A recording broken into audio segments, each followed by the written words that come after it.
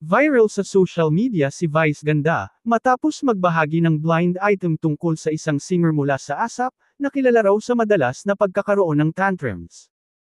Sa isang episode ng It's Showtime, inamin ni Vice na hindi lahat ng mga singer ay maganda ang ugali sa harap ng kamera.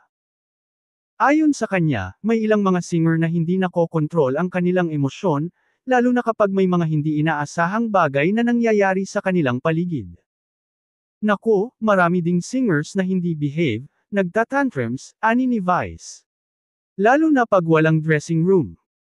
Ipinagpatuloy pa ni Vice, may kilala kami, pag dalawa lang ang kinakanta sa ASAP, nagwawala kasi 4 na numbers ang gustong kantahin. Nagbigay pa siya ng biro kay OG Alcacid, isa niyang co-host, at tinanong kung maaari niyang e-verify ang kanyang blind item. Ngunit hindi pumayag si OG na magbigay ng komento o opinyon hinggil dito. Dahil dito, maraming mga netizens ang nagsimulang mag-isip kung sino ang tinutukoy na singer ni Vice.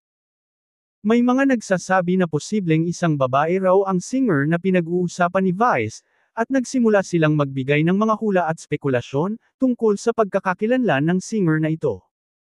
Sa kabila ng pagiging cryptic ni Vice sa kanyang pahayag, naging malaking usapin ito sa social media. Marami sa mga tagahanga at netizens ang nagsimulang magbiro at magtanong kung sino ang singer na tila may attitude problem na ito.